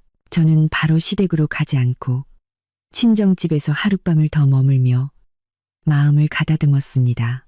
다음 날 아침 저는 새하얀 원피스를 입고 우아하게 화장을 한 뒤 혼자 차를 몰아 시댁으로 향했습니다. 그날은 미나의 결혼식 본식이었습니다. 약혼식은 이미 치렀지만 오늘이 가장 중요한 날이었죠. 저는 예식이 시작될 시간에 맞춰 도착했습니다. 화려한 꽃장식은 그대로였지만 분위기는 시어머니가 그토록 원했던 떠들썩함과는 거리가 먼 이상하리만치 썰렁하고 썰렁했습니다. 하객들은 드문드문 앉아 있었습니다. 예식장 로비에 들어서자 창백한 얼굴로 초조하게 서 있는 시어머니가 보였습니다. 그녀의 얼굴에는 기쁨이나 행복 대신 당혹감과 실망감만 가득했습니다. 시어머니는 저를 보자마자 증오에 찬 눈빛을 순식간에 애원으로 바꾸었습니다. 서연아, 이제야 왔구나. 어디 갔었어? 네가 온 집안을 얼마나 뒤집어 놨는지 알아. 어서 이리 와. 시어머니는 다른 사람이 들을까 봐 목소리를 낮추며 제 팔을 잡아 끌었습니다. 저는 단호하게 그 손을 뿌리치며 차갑게 말했습니다. 어머님, 저는 부모님과 여행 다녀왔습니다. 미리 말씀드렸잖아요. 지금은 미나 결혼식의 하객으로 참석하러 온 거예요. 시어머니는 저와 신랑이 할 시간이 없었습니다. 그녀는 저를 구석으로 끌고 가 눈물을 흘리기 시작했습니다. 서연아, 제발 나 좀 살려다오. 내 체면이 말이 아니게 생겼다. 저것 좀 봐. 예식장이 텅 비었어. 내가 나름대로 격 있는 분들만 초대했는데 다들 축의금만 보내고 바쁘다고 안 오지 뭐니. 사돈댁에서는 벌써 수군거리기 시작했어. 제발 나 좀 도와줘, 서연아. 시어머니는 두꺼운 화장이 눈물에 번지는 것도 모른 채 애원했습니다. 저는 조금의 동정심도 없이 그녀를 바라보았습니다. 이것이 바로 눈앞에 펼쳐진 인과응보였습니다. 제가 어머님을 어떻게 도와드리면 될까요? 저는 완전히 낯선 사람처럼 물었습니다. 제발 내 친척들한테 전화해서 예식장에 좀 와달라고 해줘. 그 사람들만 와서 이 빈자리만 좀 채워줘도 내가 사돈댁 앞에서 체면이 설 것 같아. 제발 부탁이다. 서연아. 시어머니는 제 손을 꽉 잡고 애원했습니다. 저는 코웃음을 쳤습니다. 어머님, 이상한 말씀 하시네요. 잊으셨어요. 바로 며칠 전에 어머님께서 제 친척들을 장사치 총것들이라며 이 화려한 결혼식에 발도 들여놓을 자격이 없다고 하셨잖아요. 제 쪽 하객은 필요 없다면서요. 이제 와서 그분들께 빈자리를 채워달라고요? 시어머니의 얼굴이 새하얗게 질렸습니다. 서연아, 그땐 내가 실언했다. 내가 사과할게. 제발 나 좀 도와줘. 사과요? 저는 그녀를 밀쳐냈습니다. 어머님의 사과는 너무 늦었어요. 며느리는 결국 남이라고 하셨잖아요. 저는 어머님의 체면을 챙겨드릴 의무도, 어머님이 스스로 만든 이 빈자리를 채워야 할 의무도 없어요. 이 결혼식은 어머님의 허영심과 경멸이 불러온 결과예요. 어머님 스스로 책임지세요. 저는 뒤돌아섰습니다. 저는 곧장 연회장 안으로 들어가 저희 가족 테이블에 앉았습니다. 시어머니의 고통스러운 얼굴과 대조적으로 저희 부모님은 환하게 웃고 계셨습니다. 이 순간 저의 당당한 모습이야말로 그 어떤 욕설보다 시어머니의 가슴을 아프게 할 것이라는 걸 알았습니다. 저의 복수는 이제 막 시작되었습니다. 저의 단호한 거절은 시어머니를 절망의 나락으로 밀어 넣었습니다. 저를 설득할 수 없다는 것을 깨달은 시어머니의 체면은 심각한 위협에 처했습니다. 시어머니는 제가 상상도 못한 일을 벌였습니다. 그녀는 결혼식을 광대극으로 만들어 저의 심리를 압박하고 사돈과 하객들의 동정심을 얻으려 했습니다. 신랑 신부가 무대 위로 올라섰을 때 시어머니는 연회석에 태연하게 앉아있는 저를 보고 피가 거꾸로 솟았지만 애써 참았습니다. 그녀는 한복 매무새를 가다듬고 제게 다가와 어깨를 강하게 쥐며 남들의 눈을 의식한 가식적인 미소를 지었습니다. 착한 우리 며느리, 이제 왔구나. 당장 나 좀 따라오너라. 하객들이 너무 없어. 내 친척들한테 전화해서 당장 여기 빈자리 채우라고 해. 여기서 일 크게 만들기 싫으면. 저는 부드럽게 그녀의 손을 떼어내고 와인잔을 들어 올리며 같은 테이블 사람들이 들을 수 있을 만큼 큰 소리로 말했습니다. 어머님, 저는 하객이잖아요. 어머님의 VIP 손님들이나 잘 챙기세요. 저희 친척들은 격이 떨어져서 이 집안에 누를 끼칠까봐 감이 못 온대요. 저는 여전히 태연하게 자리에 앉아 있었습니다. 이런 광적인 행동은 예상했지만 이렇게 공개적으로 벌일 줄은 몰랐습니다. 저는 휴대폰을 꺼내 동영상 촬영 모드를 켜고 시어머니를 향해 겨눴습니다. 어머님, 제발 목소리 좀 낮추세요. 저는 온 연회장이 들을 수 있도록 크게 말했습니다. 어머님께서 제가 배은망덕하고 불효자라고 미나 돈을 떼어먹었다고 말씀하시네요. 계속 말씀해보세요. 저 지금 촬영 중이거든요. 이 영상 어머님과 민준 씨의 모든 친척, 친구들에게 다 보내드릴게요. 이 사회가 피해자 코스프레하는 시어머니가 며느리를 어떻게 대하는지 전부 알게 하고 싶네요. 저의 협박은 즉시 효과가 있었습니다. 촬영 중인 휴대폰을 본 시어머니는 감전이라도 된 듯 입을 다물었습니다. 그녀의 허울뿐인 체면은 이런 광적인 모습이 기록되는 것을 허락하지 않았습니다. 그녀는 사람들 앞에서 망신당하는 것을 두려워했습니다. 시어머니는 분한 듯 뒤돌아섰습니다. 패배자처럼 초라한 모습이었습니다. 그녀는 속이 타들어가면서도 행복한 혼주인 척 연기를 계속해야 했습니다. 저는 태연하게 에피타이저를 즐겼습니다. 저의 평온한 존재 자체가 그들에게는 가장 큰 눈엣가시였고 이 화려한 연애를 숨막히게 만들었습니다. 죄송합니다. 저희 집안일로 심려를 끼쳐드렸습니다. 하객 여러분께서는 계속해서 식사를 즐겨주시기 바랍니다. 모든 것이 진정된 후 저는 민준과 시어머니가 앉아있는 곳으로 똑바로 걸어갔습니다. 어머님, 따로 드릴 말씀이 있습니다.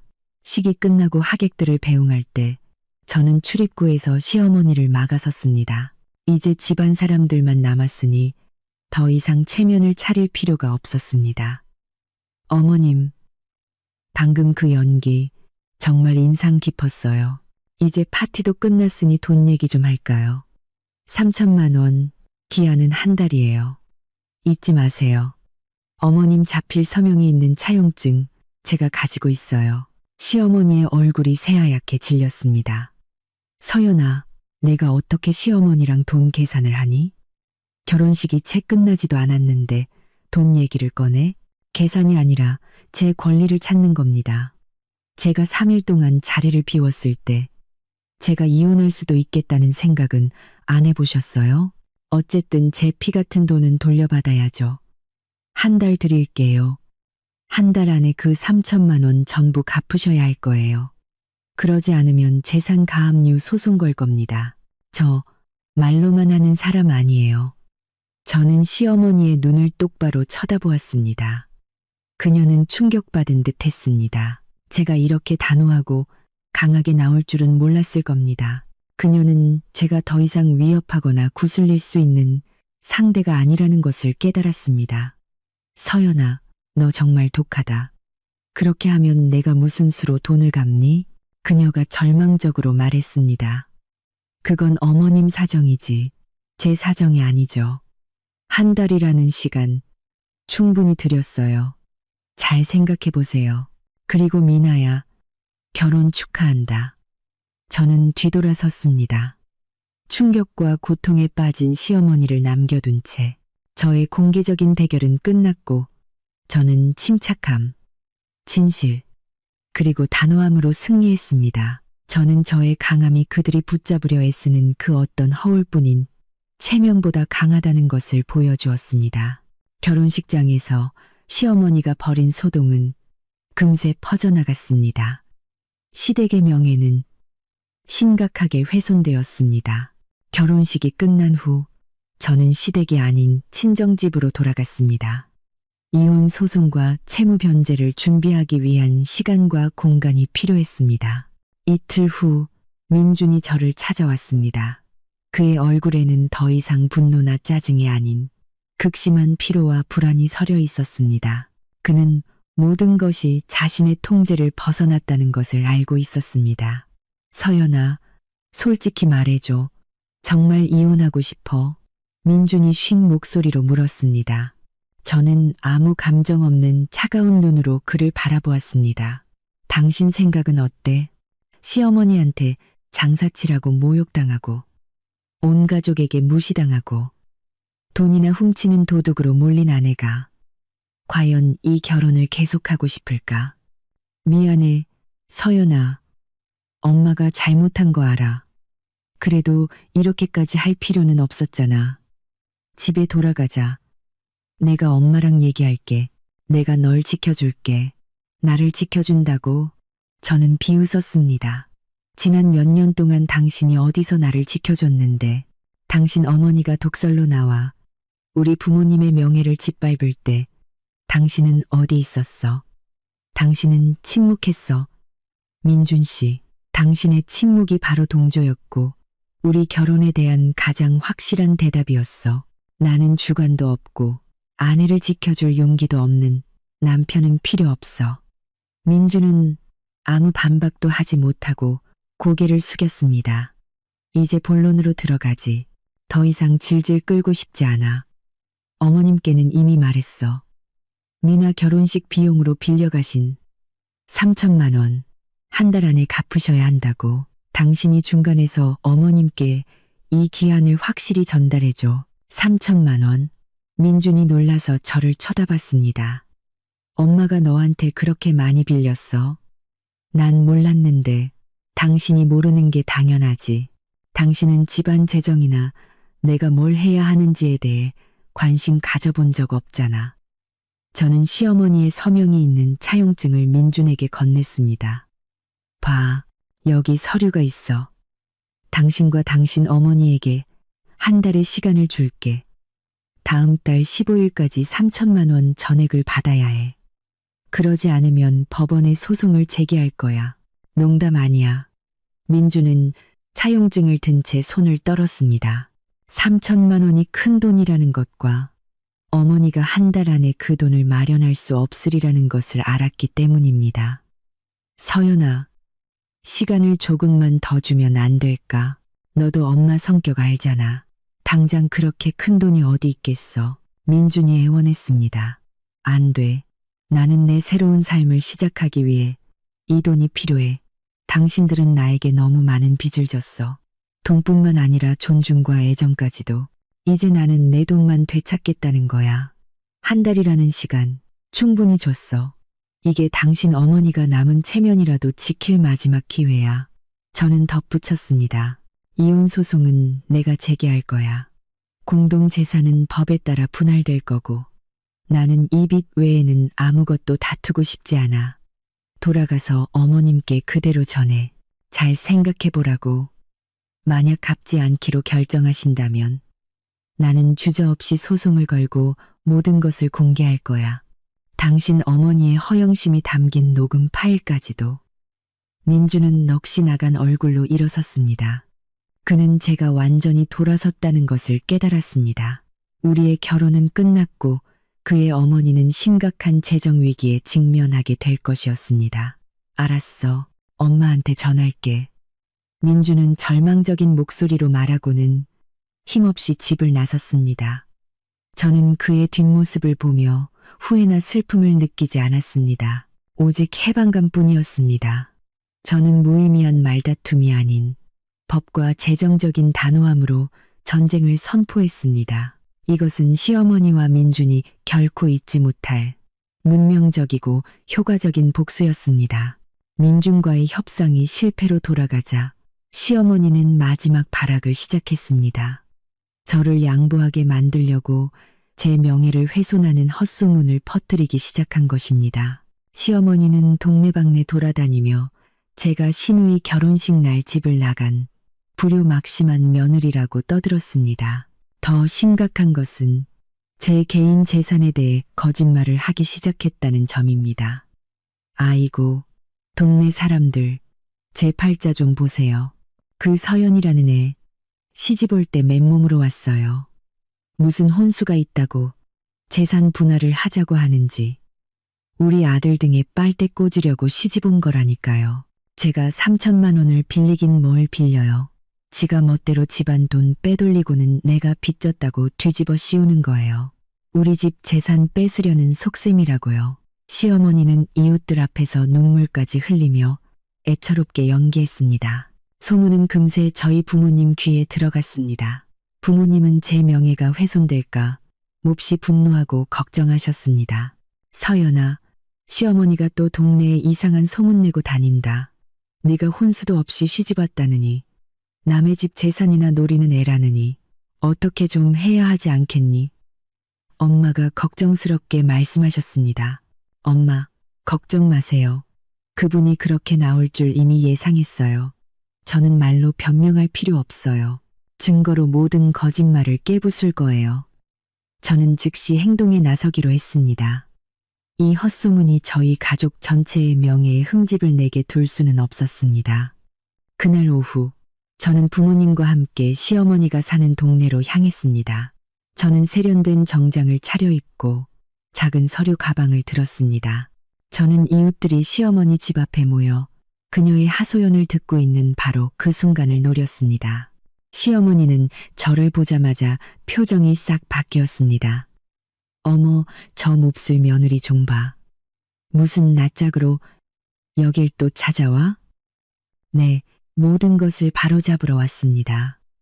저는 모든 이웃이 들을 수 있도록 크고 분명하게 말했습니다. 저는 서류 가방을 열고 1억 원짜리 수표와 작은 보석 상자를 꺼내 보였습니다. 여러분, 잘 들어주세요.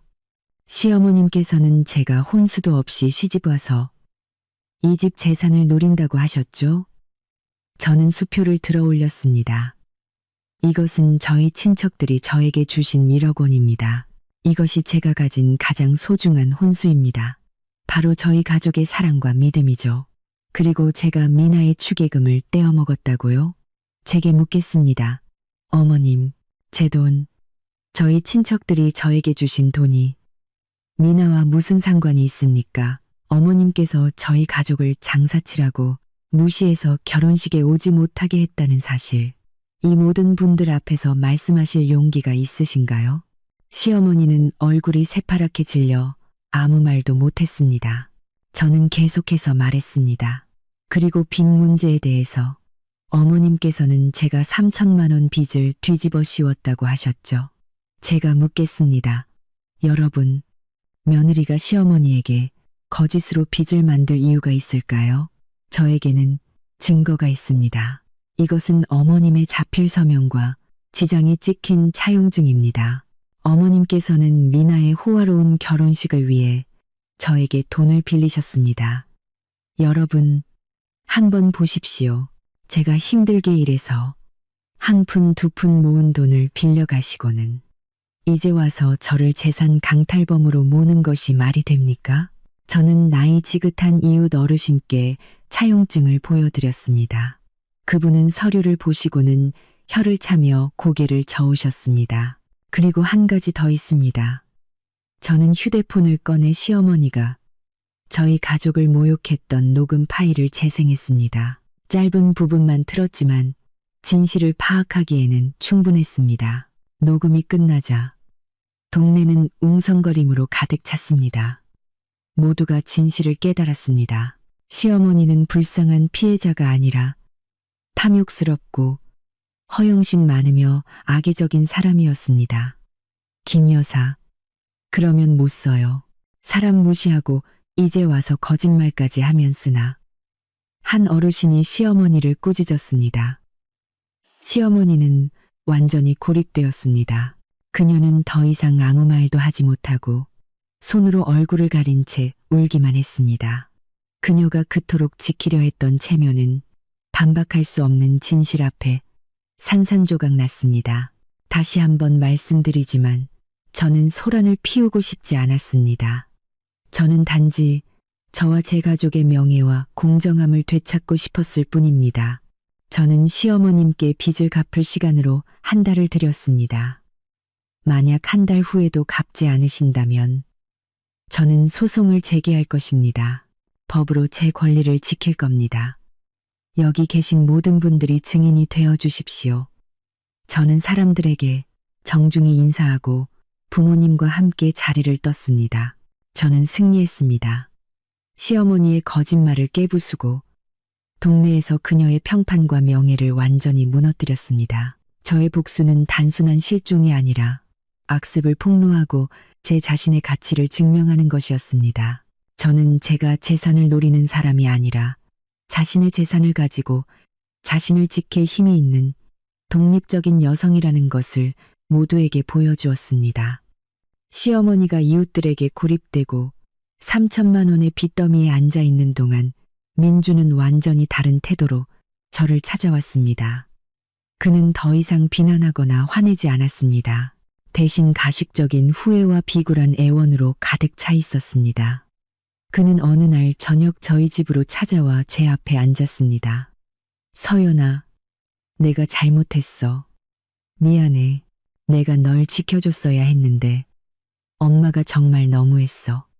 저는 민준을 차갑게 바라보았습니다. 이 사과가 진심 어린 후회나 사랑에서 비롯된 것이 아니라 저처럼 유능한 아내를 잃는 것에 대한 두려움, 그리고 어머니가 남긴 거에게 빚을 감당해야 한다는 공포 때문이라는 것을 알았습니다. 사과할 필요 없어. 당신은 이미 너무 오랫동안 당신 자신을 속여왔어. 이제 본론만 얘기하자. 나 이혼 서류 제출했어. 당신은 서명만 하면 돼. 민주는 경악했습니다. 안 돼. 서연아, 이혼은 안 돼. 우리 아직 사랑하잖아. 내가 약속할게. 다시는 엄마가 너 힘들게 안 하게 할게. 우리 분가해서 살자. 제발 한 번만 더 기회를 줘. 기회? 저는 가볍게 웃었습니다. 내가 당신에게 기회를 줘서 뭘 어쩌라고.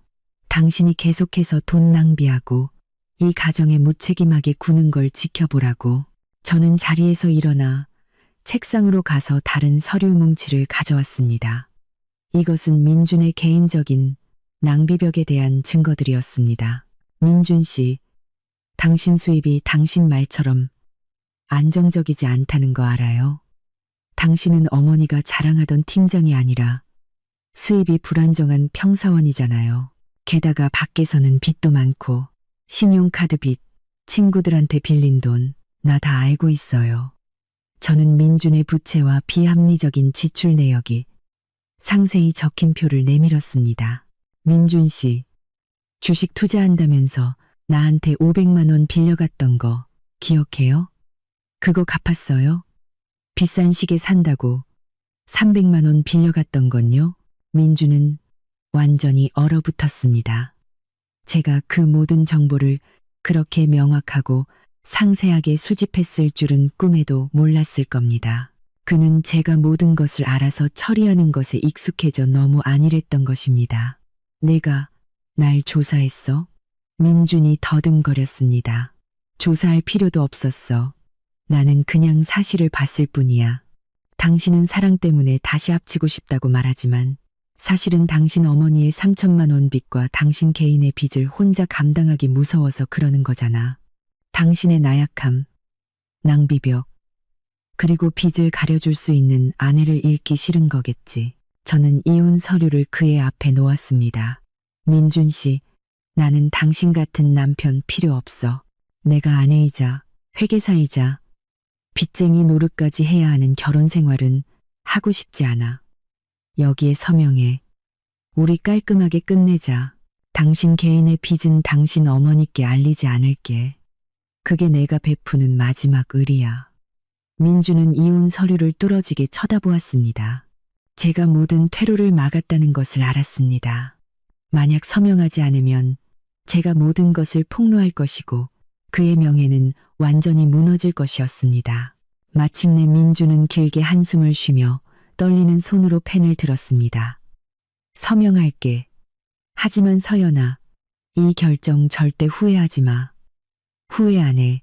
나는 내 젊은 날을 당신처럼 가치 없는 사람에게 낭비한 것만 후회할 뿐이야.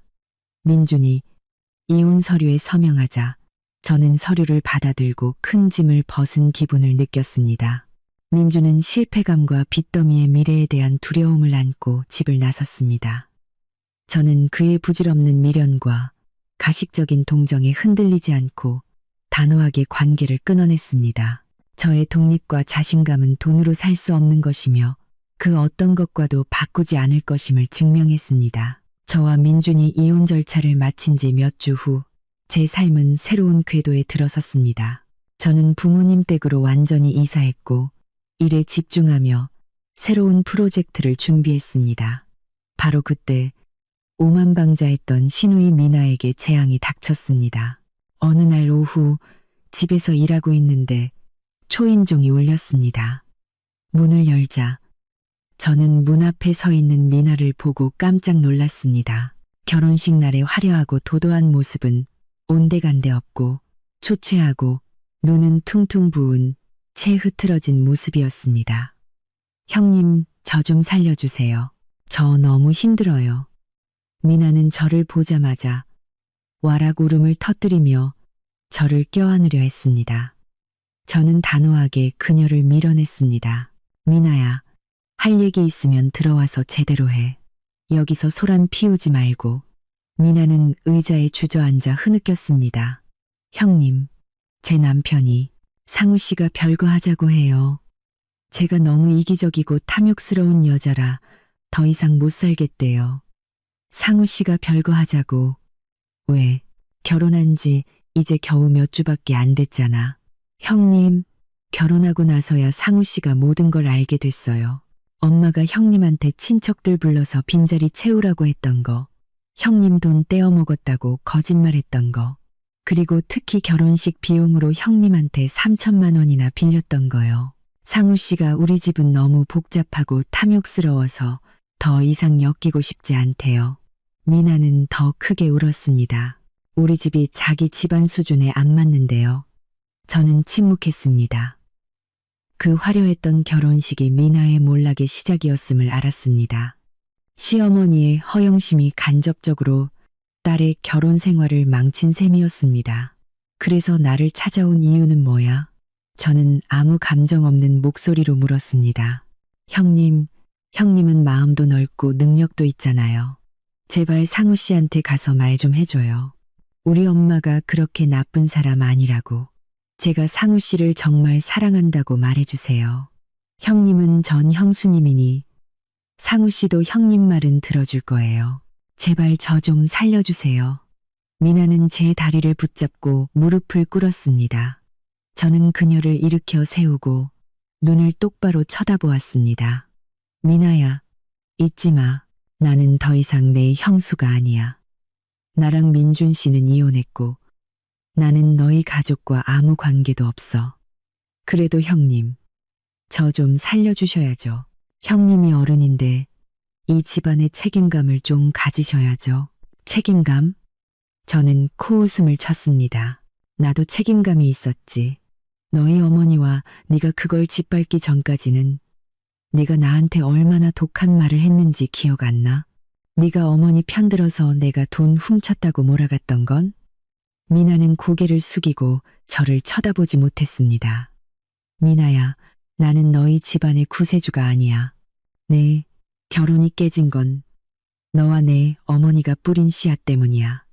내 어머니의 행동에 대한 책임은 너희가 져야 해.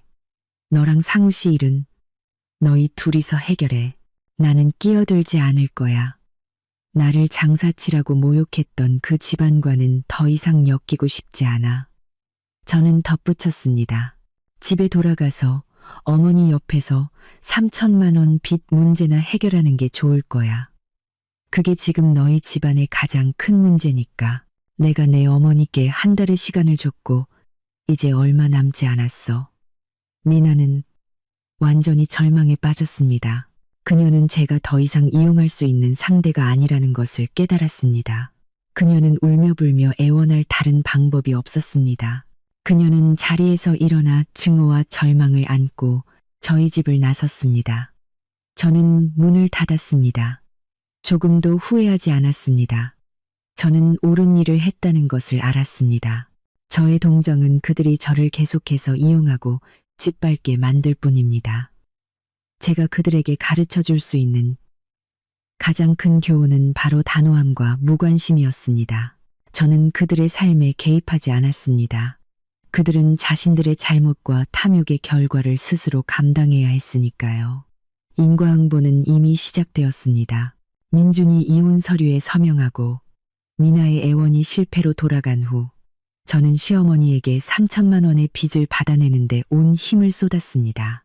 저는 마지막으로 내용 증명을 보내기 한 내에 변제할 것을 요구했습니다. 기한 마지막 날까지 시어머니는 아무런 연락이 없었습니다.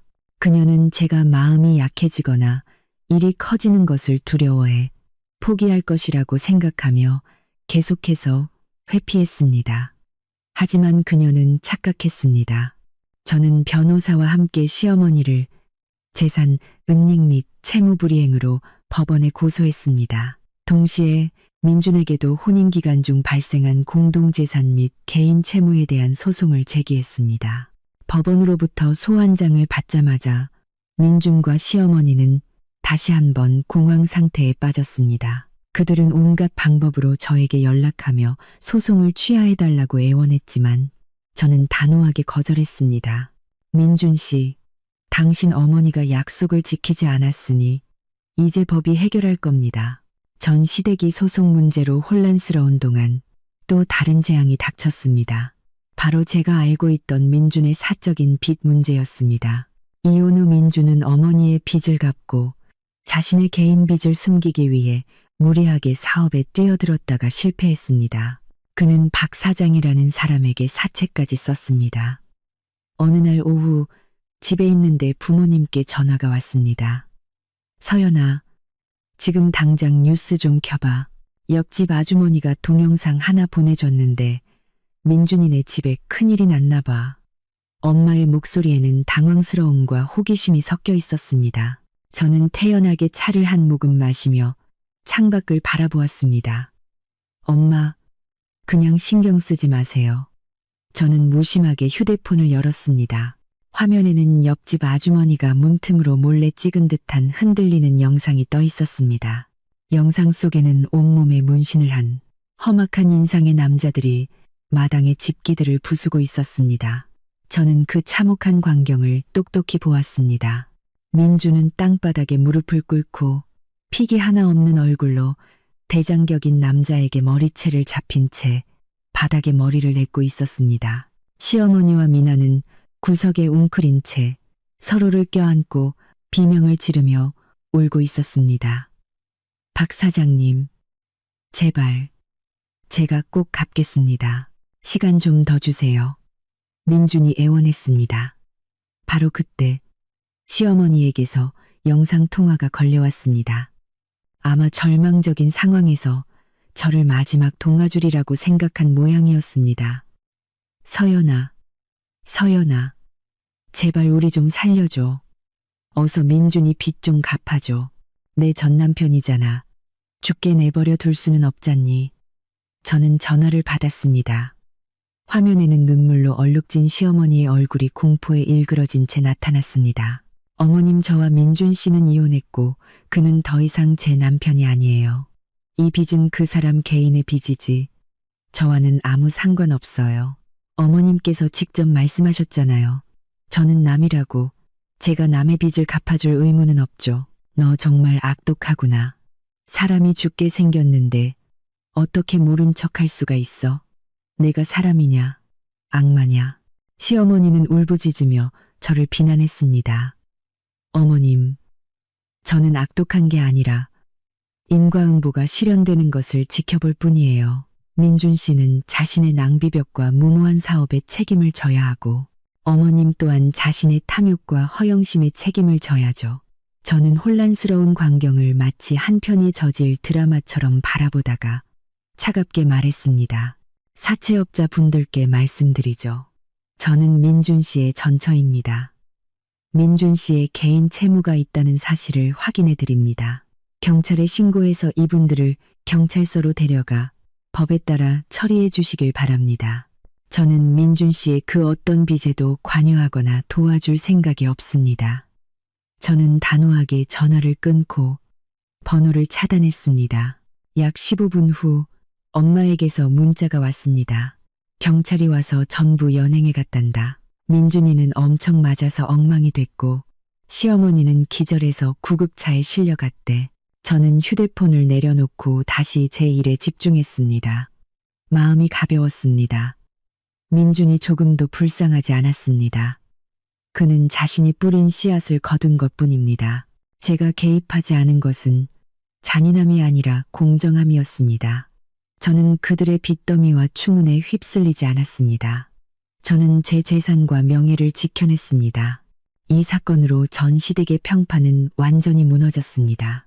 시어머니와 미나는 이웃들에게 외면당했고 더 이상 그녀의 말을 믿는 사람은 아무도 없었습니다.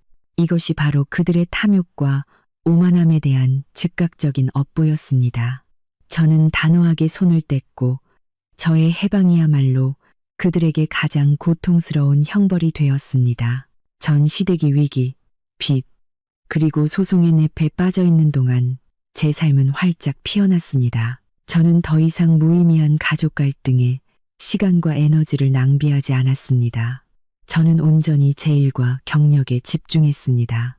지난 싱가포르 여행은 휴가일 뿐만 아니라 큰 동기부여가 되었습니다.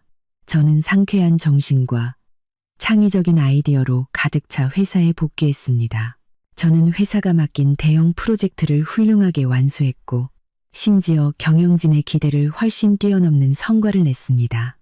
어느 맑은 날 아침 사장님께서 저를 사무실로 부르셨습니다. 저는 제 일을 잘 해냈다는 자신감을 가지고 들어섰습니다.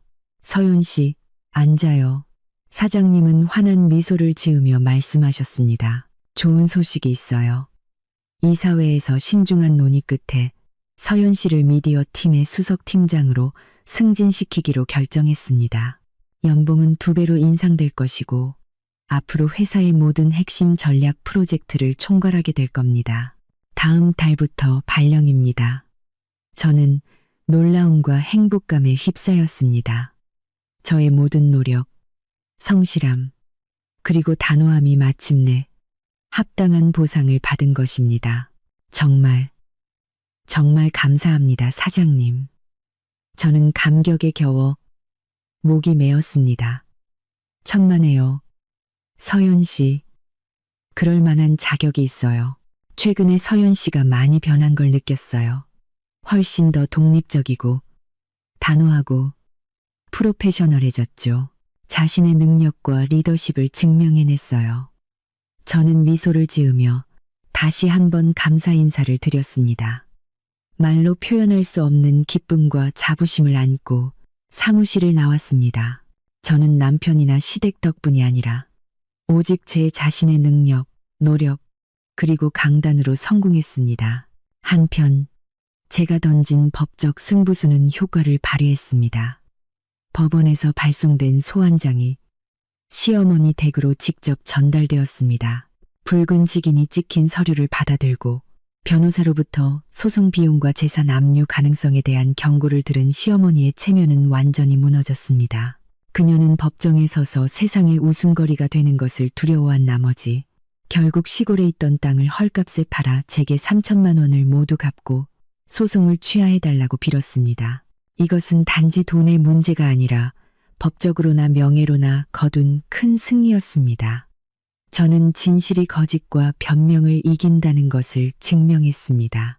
저는 친척들이 주신 1억 원의 종잣돈과 새로 인상된 월급의 일부를 모아 회사와 친정집에서 가까운 교외의 작지만 편리한 아파트를 구입했습니다. 그것은 제가 직접 일군 안전하고 행복한 새로운 시작이었습니다. 저는 부모님을 새 아파트로 초대했습니다. 부모님은 딸을 보며 기쁨과 자랑스러움으로 빛나는 눈빛을 감추지 못하셨습니다. 딸아, 네가 이렇게 편안하고 행복하게 사는 걸 보니 엄마 아빠는 더 바랄 게 없다. 이제 너도 집도 있고 좋은 직장도 있으니 아무것도 두려워할 필요 없어. 저는 부모님을 꼭 껴안았습니다. 네, 엄마, 아빠, 다 부모님의 지지와 무조건적인 사랑 덕분이에요. 저는 이제 알아요. 가장 값진 혼수는 돈이 아니라 독립, 자신감, 그리고 효심이라는 걸요. 저는 저의 독립으로부터 달콤한 열매를 거두었습니다. 저는 한 여성이 그 누구의 경멸이나 억압을 견디지 않고도 스스로 행복과 성공을 이룰 수 있다는 것을 증명했습니다. 제 이야기는 인과응보에 대한 생생한 증거가 되었습니다. 자신감을 심으면 성공을 거두고 선함을 심으면 평온을 거둡니다. 승진하고 새로운 삶에 안착한 후 저는 더 이상 전 시댁에 대해 거의 신경 쓰지 않았습니다. 변호사를 통해 3천만 원 채무이행 과정에 대한 소식만 간간히 들었을 뿐입니다. 하지만 인과응보는 누구도 피해가지 않았습니다. 어느 날 우연히 민준의 오랜 친구를 만났습니다. 그는 제게 전 시댁의 비참한 삶에 대해 이야기해 주었습니다. 서연아, 네가 그 집 나온 건 정말 잘한 일이야. 지금 민준이 걔가 어떻게 사는지 상상도 못할 걸.